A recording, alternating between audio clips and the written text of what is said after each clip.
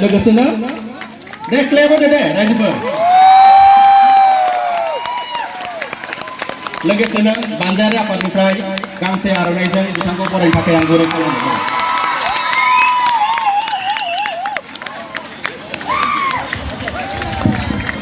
रायजो राजा नोंथांमोन नैबेनो लिंसार एक्टरा आंनिफ्राय एसे हेन्डसामसिन एसे समायनासिन आङो नोंगोना गियान राद्रा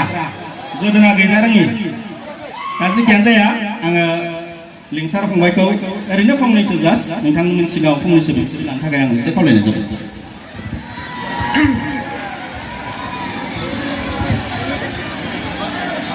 गिबिसिनथाराव आंनि गोसो गोरबोनिफ्राय बयबो रायजो राजाखौ खुलुमनाय जासिहरबाय बेवहाय गासिबो नायनो फैनाय रायजो राजा नोंथांमोनहा जे बर' सावथुनखौहाय जौगानायाव एसेबां मदद खालामफैदों बा ओंखारबोदों लोब लोब लैहोर लैहोर आं जोबोद गोजोननाय मोनदों आरो बेबायदि सापर्ट मोनोब्ला आरोबाव मटिभेट जायो जों बारा बांद्राय बुंनो रोङा आं स्पिचखौहाय थेवबो जाखिनि रायजो राजाफोर बेवहाय नुजाफैनो हानाय आंनि गोसोआ बिराद गोग्गादों जे जोंनि बर' फिल्म जेनाखि सावथुन मुलुगखौ जौगाहोनायाव नोंथांमोना गोबां बेबायदि सापर्ट खालामदों खुगायाव रावानो गैला आरो आंना आं जोबोद गोजोननाय मोनदों खुलुमबाय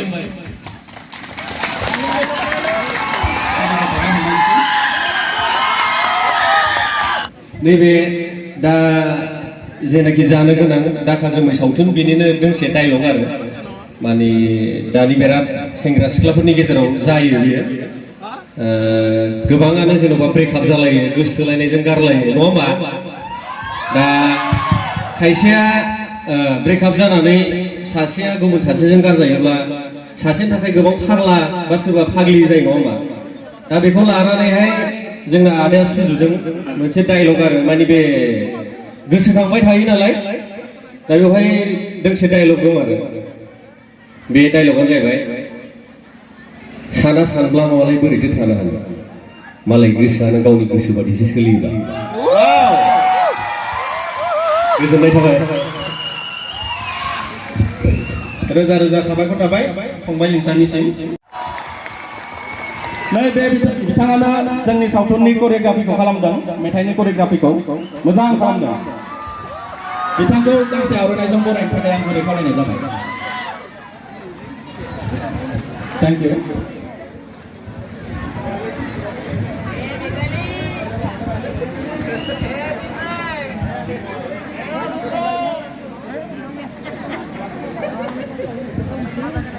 जोंनि जे जानो थांनाय दाखा जोमै मुभि दिनै नोंथांमोननि सिगाङाव दिन्थिनो लानाय दाखा जोमै मुभि बेखौ नायनो थाखाय नोंथांमोना जोबोद सापर्ट खालामनानै फैदों बिनि थाखाय आं नोंथांमोननिसिम रोजा रोजा गोसोनिफ्राय साबायखर बावो आरो बिदिनो इयुनाव फैबाय थानाय जे मुभिफोर जागोन बा जोंनि सावथुन मुलुगा आगान सुरलांबाय थागोन बेवहाय नोंथांमोननिफ्राय गोसो गोरबोनिफ्राय जे सिबिनाय आरो अननायखौ मोनबाय थागोन होननानै आं बयनिसिमबो आसा खालामो स' आं बारा गोलाव बुङा स' आंनि गोसोआ जोबोर गोजोननाय मोनदों नोंथांमोननि गेजेराव नुजाफैनो हानानै स' बेनिखायनो मोनाबिलिनि हामलायनायखौ खुलुमनानै आं आंनि बिबुंथिखौ एसेयावनो दोनथ'बाय गोजोन्थों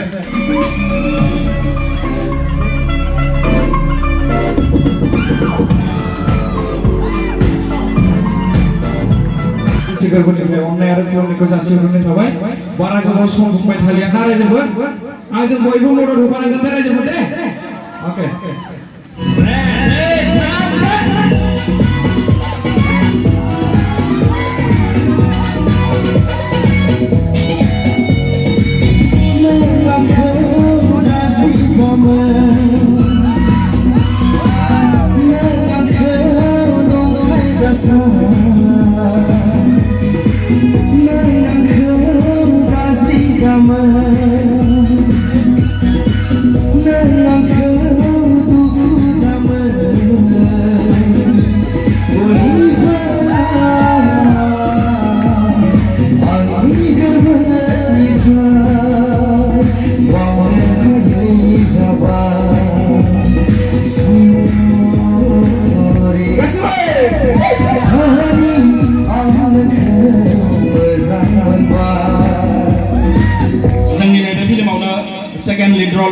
मेल खालामदों बिथांखौ आं जौसांसिम लिंहरनो सानदों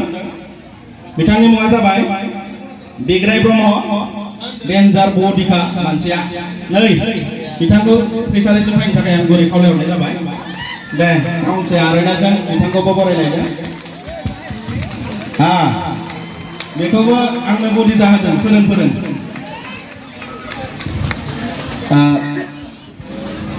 दे मोसानिसिनो बुरखायबाय आं फैसा जासिबाय सिरि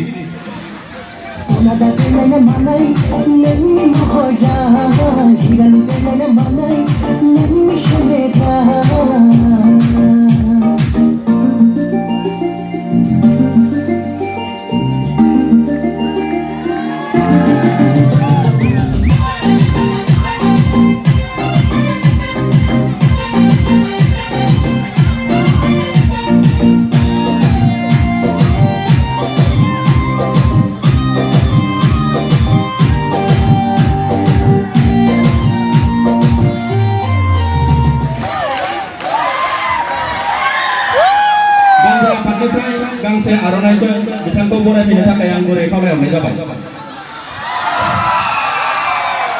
गान्जा फाग्ला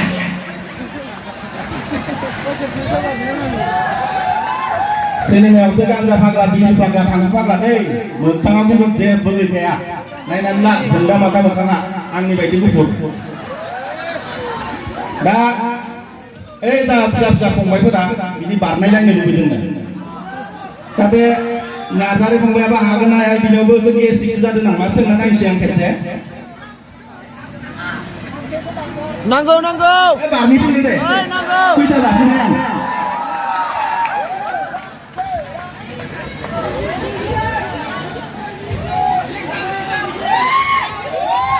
बरिया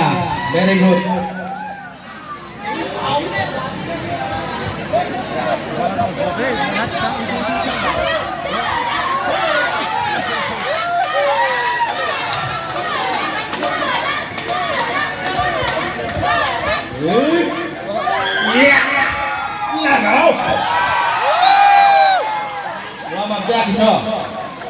나무고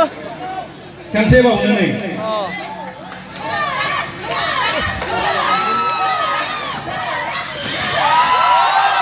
बरिया 백플립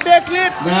बेफोर बेसादा हरखाब खालामब्रबनाय नङा जाय गोरों बिथांमोना मिथिगौ देहाया दङागौमानि बेफोरखौ खालामनाया एसे रिस्कि जायो थेवब्लाबो फंबाया खेबनै बारना देखायबाय बेनि थाखाय रोजा रोजा साबायखर नैबे समाव आङो बे सावथुनाव गुबै फिमेल रलखौ खालामनाय महरगिरिखौ लिंहरनो सानदों लोगोसे बिथाङा गावनि मोसानायबो दिन्थिफुंगोन बै जोंनि महरगिरि फिमेल आर्टिस्टआनो जाबाय मनालिसा हाज'वारि गोग्गोम रल खालामदों बिथाङाबो बिथांखौ फैसालिसिम फैनो थाखाय आं गुरै खावलायहरनाय आंखौ साजिनाय नुदों ना बारा खाथियाव थांजाया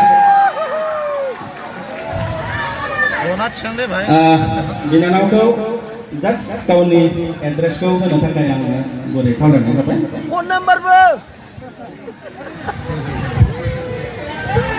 गिबियावनो आंनि अननाय आरो मोजां मोननाय नोंथांमोन रायजोफोरनिसिम जासिहरग्रोनाय जाबाय आङो बारा स्टेजआव बिदि भाषण माने रायलायनाय आंनाव माने आं रोङा आरोना बारा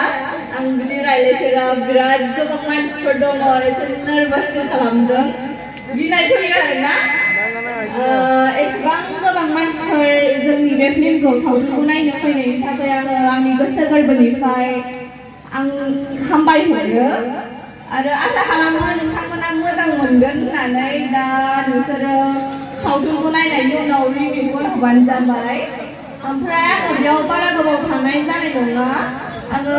खालि बिखारिफोरनि थाखाय फैदों आरो आंना गाबोन एग्जाम दङ बिनि थाखाय आङो थाबै थांनांगौ जागोन बेखायनो आङो निमाहा